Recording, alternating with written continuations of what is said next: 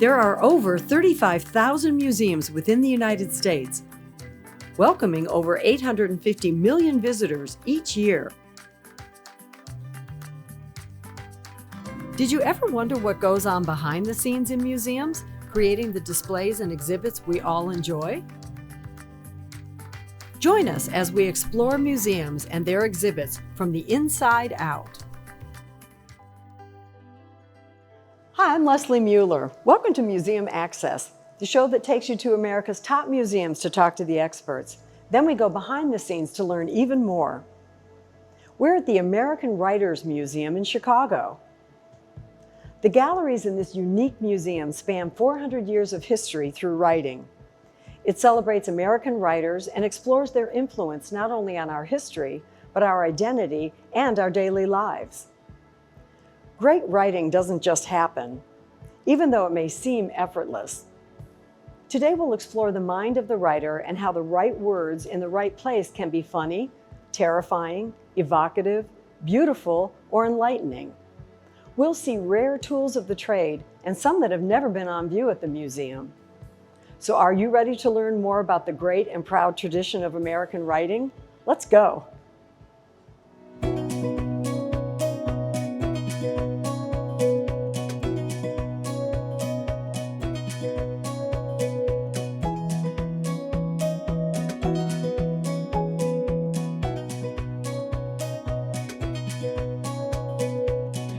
So Carrie, this museum is incredible. It's really a little jewel in Chicago, but tell me where we're standing now. We're standing in the Nation of Writers Hall. So this hall is really the celebratory spot where we really look at a whole host of American writers. So we're really exploring all the different writers that are out there and all the different types of writing. So behind me is our American Voices exhibit, which is what people kind of expect. It's 100 different authors featured in a chronological timeline, looking at the development of the idea of an American voice. We've selected writers who are really emblematic and representative. We're never trying to say that these are the best of, we're not a Hall of Fame or anything like that. So it's really just about trying to celebrate these writers and their influence on our history and our culture.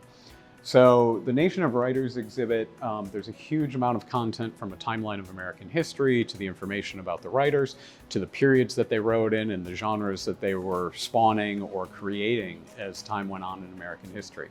There's interactive multimedia pieces that let people delve into some of the themes that tie these writers together. Let's talk about that a little bit more, because the interactive aspect of this exhibit is unbelievable. It's a lot of information to digest, but how does one approach it?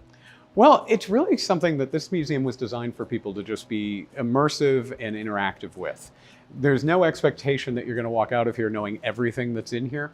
I jokingly tell people from time to time, if they want to digest all of the content in this exhibit right behind me, then they can have a master's degree in literature. Yeah. It won't count for anything, it's not accredited, but it's a huge amount of content.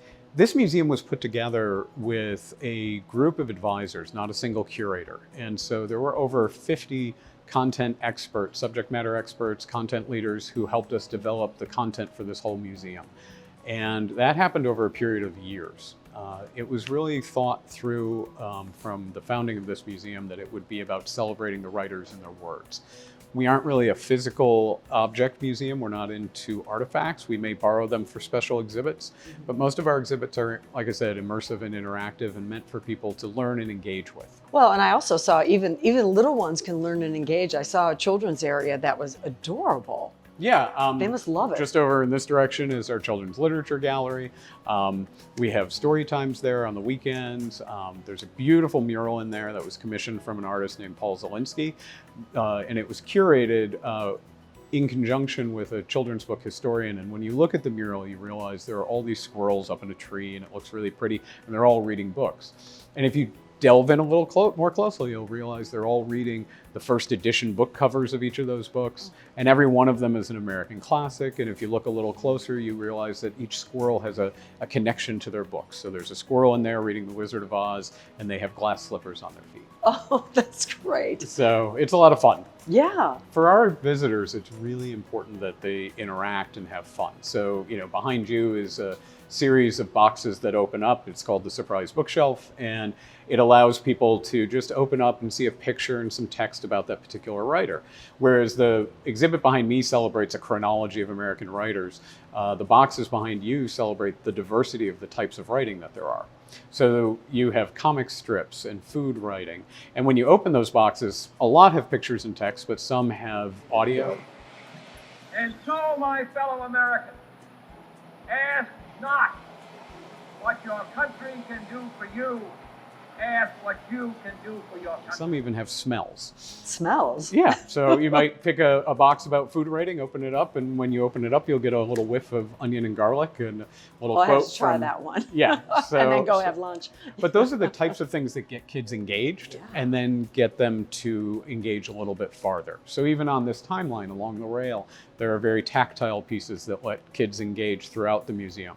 And we're always looking for people to interact in two ways, both in reading some of the content and in it, really absorbing some of that, but also throughout the museum, there are opportunities for people to write and to respond to the exhibit, to its content, or just the thoughts that have come to them while they've been inspired here. Well, thoughts obviously are made up with words. Let's talk about this word wall, I guess you'd call it. The This word interactive waterfall wall at the back. is down this way. It's a so beautiful cool. installation piece. Yeah. It's a space where after someone's absorbed some of this deeper content, they can just sit and immerse themselves in the visual images. The words are on the wall and the letters in the words are lit up, and what they're doing is becoming pixels basically in a picture. So suddenly you see the Statue of Liberty and you're seeing a quote come out of the wall that's been there the whole time, but then disappears again and another quote emerges and another set of images. And it's just something that allows people to immerse themselves in the power of the words and the images they create. We're here to celebrate the words themselves and their impact and the stories of the people who wrote them. Well, I'm sure you get a lot of children's groups that come in here and adults that say, I never knew that. How do you reach out to the community? Well, we have a very robust educational program. So we bring students in from all over the region, and we have curricular materials that we have pre-work for teachers to use and post-work that they can use in their classes. We have activities for students to do based on grade level when they're here that really get them to engage with the content, explore the themes, and write their own responses. On top of that, we have a very robust online presence as far as our educational materials. We've taken material from a number of our existing pieces like A Nation of Writers, temporary exhibits we've done like My America on immigrant and refugee writers, temporary exhibits we did on Frederick Douglass in the past. Those are also online with educational materials. We also do live virtual field trips with classes around the country, and we run a national writing contest. Oh, that's a great idea. Well, and I also noticed an area where you're giving a little salute to the Chicago writers. We And do. I recognize some of the Studs Terkel and Carl Yeah. Sandburg. There's a lot of authors from. Chicago is a Yeah. huge literary town. When this museum was conceptualized, our founders were actually from Washington, D.C. Oh. They had thought that there should be an American Writers Museum, and they worked with people around the country. They traveled the country getting input on what should be there, and they thought long and hard about where to put the museum.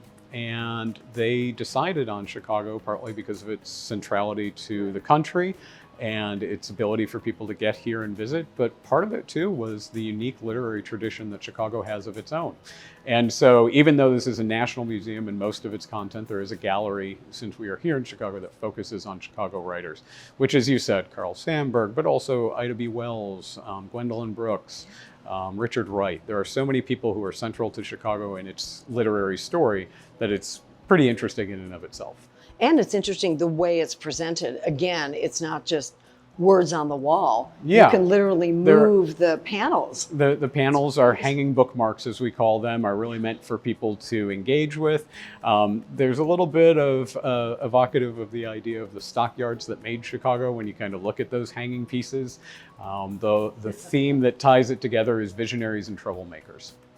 Well, and I know later we're going to be talking more about the mind of the writer and the creative process and the tools of the trade, but thanks so much for sharing this with us. Sure, glad to do it.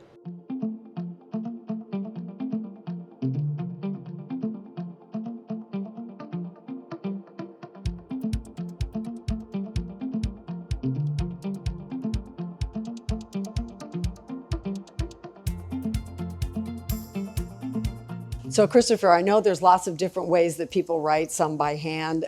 This typewriter collection is unbelievable. Let's talk about it. Yeah, this is something when we first opened the museum, we only had 4 typewriters out, but they were such a popular attraction that we added more. So they're not usually set up like this. They're set up for like individual workstations, but I wanted to have these camera ready. So yeah, so people can actually type, people come in, they sit down.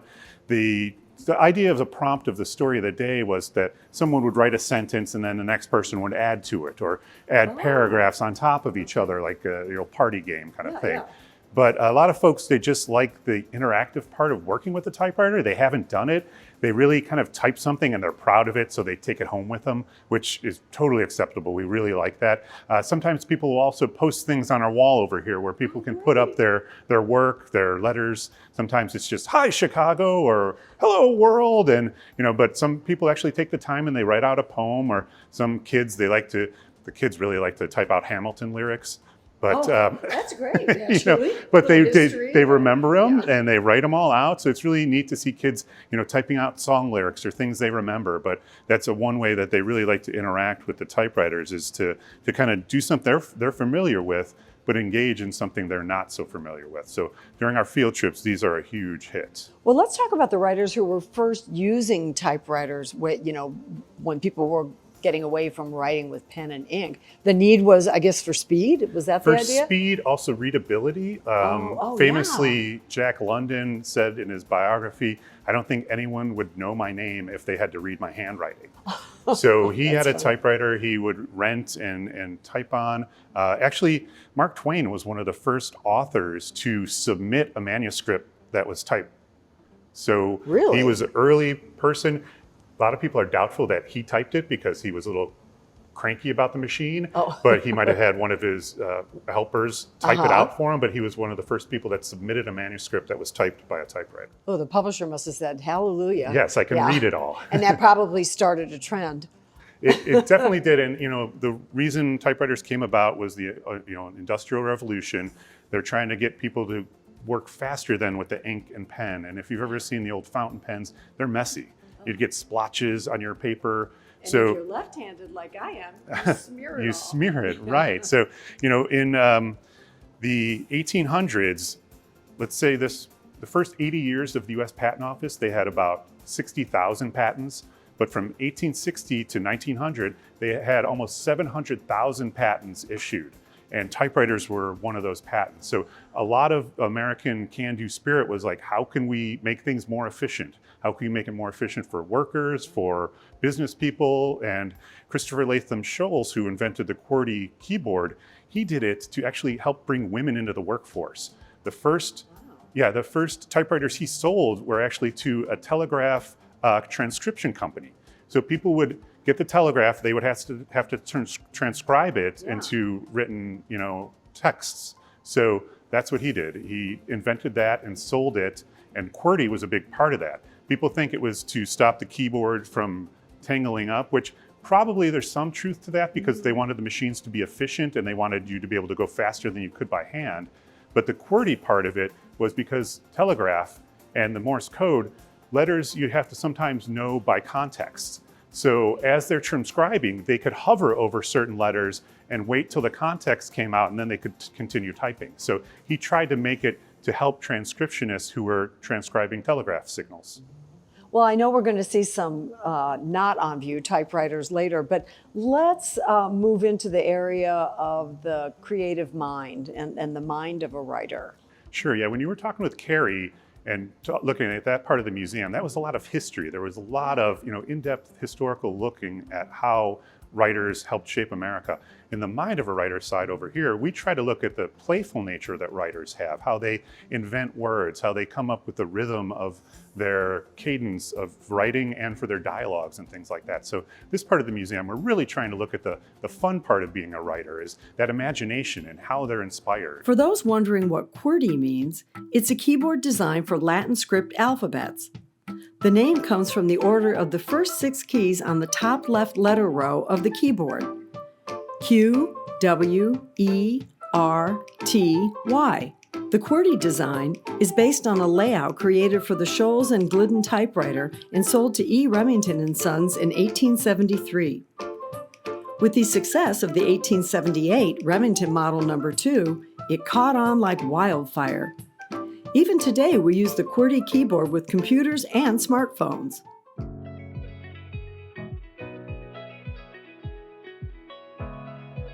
So we're here in the Mind of the Writer Gallery, correct? Correct, yes. Let's talk about what you've got here. More interactive exhibits. We're trying to explore the different components that help writers make the creative, interesting works they do. So, all of them usually have a routine. So some write early in the morning, some like to write at night, some like to write in a special secluded spot, like Maya Angelou got a hotel room so she could write there, and that was her writing spot.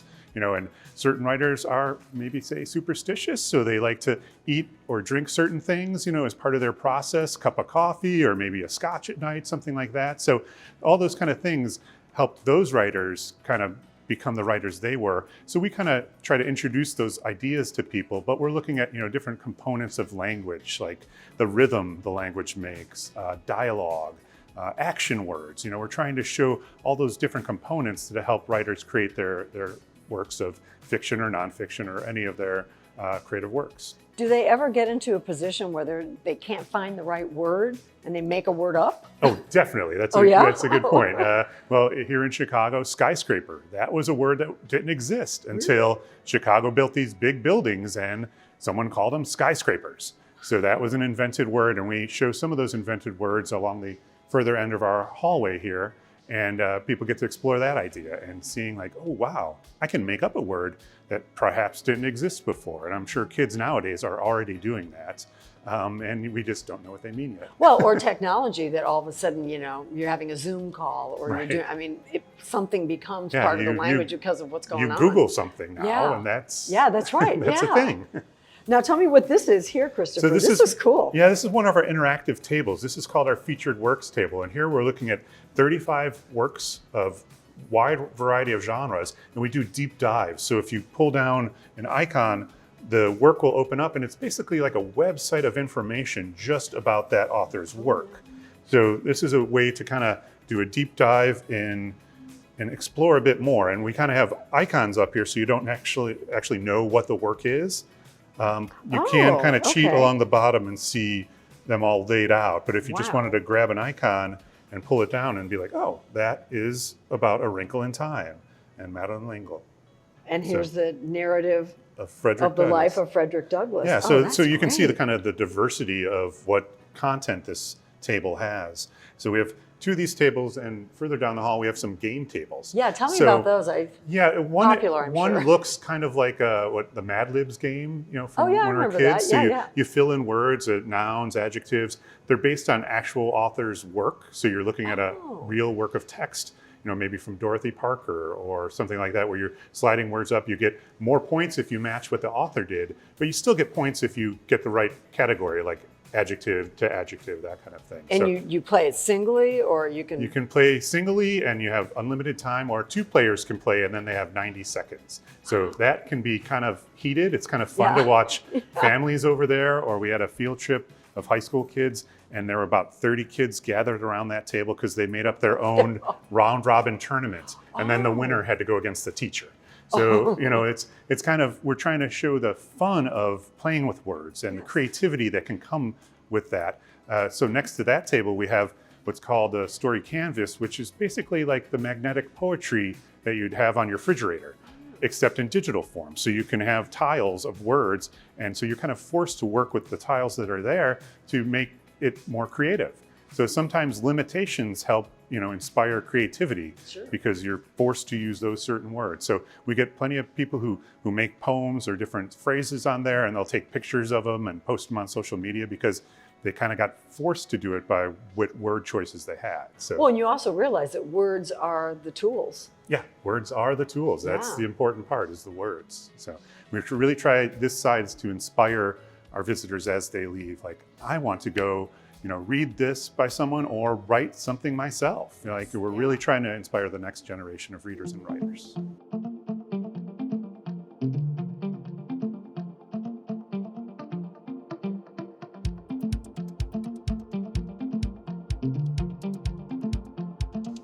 So Christopher, I know we're behind the scenes here a little bit with these rarely seen typewriters. Let's talk about these.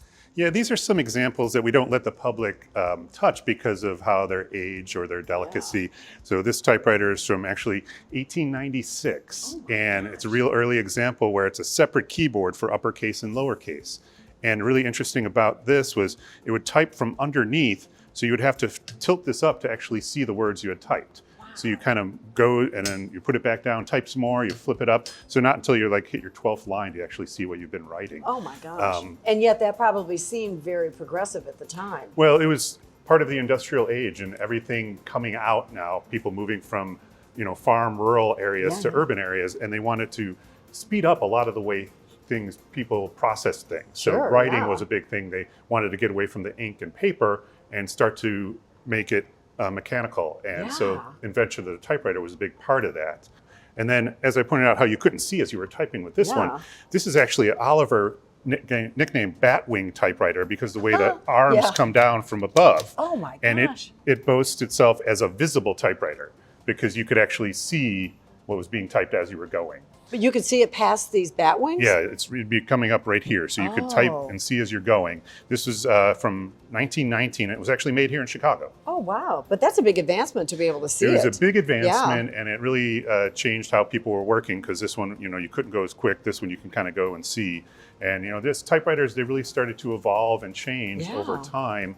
Early typewriters were all painted black, much like Model T cars, because of the production process, and the paint could dry faster. So not until the late 20s did they start to get some color on them. And this was, DuPont came up with a color that could dry quickly in the manufacturing process. Because it's moving down, it's got to go to the next station. It's got to go to the next station. It's got to dry, or it's a mess. So we have a burgundy one and the blue one here. And this burgundy one actually was owned by filmmaker and writer John Hughes. So his son donated some of his typewriters, and this other Remington up here was one of his. This is one It's so small. Yeah, this one we actually let people use, and so we'll bring it to special events and different programs where people can type on a typewriter that was owned by John Hughes, which is kind of neat. And look at the size difference. Yeah, that was really mini. Really portable. They all come with little cases. One interesting part of this one over here, I have it out. It's electric, but it has a competing kind of keyboard, a Dvorak.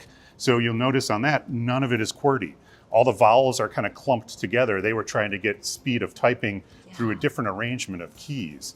And like I said, Remington helped make it the QWERTY a classic and made it the universal keyboard in their production. I mean, I remember, I'm aging myself, but taking typing, classes and trying to remember, what was where. And as you're adjusting to then electric typewriter and then computers, it's a different headset for each one. It is a different headset, but what's really neat now is, as we showed the typewriters that people get to use at our station, kids know the layout of the keyboard. So they don't know these machines. They look so antiquated and unique to them, but they know where the letters are supposed to be. So they sit down and they're ready to start. And some kids really get into it. Some get frustrated by the technology, but some really get into it. Like during one of our field trips, a 5th grader, she sat down and typed 3 pages single spaced because she had a story. She's like, and just the sound of it and the rhythm of it, you can really get into a flow. So that was really neat. It's interesting you talk about the flow because I wonder about the pace. I know some authors really enjoyed writing on typewriters because they were creating and typing at the same time, and the typing was a little bit slower. I wonder if it's the same it's with the computer. Funny you might say it was slower, but like Jack Kerouac on his scroll back here, his early draft, he could do about 100 words a minute on his old Underwood. Whoa. Ray Bradbury could do about 125 on his Royal typewriter. Okay. So if it was the tool you had to use and that was your job, you'd get good at it. So the rhythm though is definitely a thing because things can get Oh, I remember they get clogged up. They get clogged up there. Yeah. But if you get into the rhythm of it, you can get quick. And it's part of the rhythm and the sound is what writers like. Because you hear that sound of the old typewriter, the rhythm of it. In fact, a lot of modern writers are going back to typewriters. I love to tell my field trip kids here that Lady Gaga writes all her song lyrics on a manual typewriter. Go Lady Gaga, You can that's Google that great. and see pictures of her typing in the back of a car being driven, and she's got a typewriter on her lap typing out her song lyrics. But I bet she's got like cartridges for the ribbon, No, right? no, it's still old manual typewriter. And basically Wow. the mechanics hadn't changed since the early 1920s when they started to standardize how the systems worked. You know, they all have ribbons that go from one side to the Yeah, other. yeah. They all move similarly. And they all have the return. They all have the return arm, you know. So Mm-hmm. that's, you know, those things kind of got standardized, and just more people got using them. So it was really neat to see how kids now embrace kind of the old technology and start to get into it. I have plenty of kids after a field trip, but I want a typewriter. Where can I get a typewriter? So Which reminds you, where can they get a typewriter? well, I would an older suggest one? check with your grandparents, because they might have one in a that's good. closet that people, or in a Yeah. basement, people just have forgotten about. But, you know, resale shops, and they're actually now making typewriters that you can get online because of their kind of renewed Popularity, interest. yeah, And yeah. scrapbookers were using typewriters to make Oh, sure. scrapbooks, you know, and make them a little more interesting. Because So- that typeface, I know typesetters had a typeface that was just called typewriter. Yes, yeah, right. Because the exactly. letters the font looked like that. The font looked like Yeah, that. So yeah. that's, you know, those are things that help the resurgence of typewriters.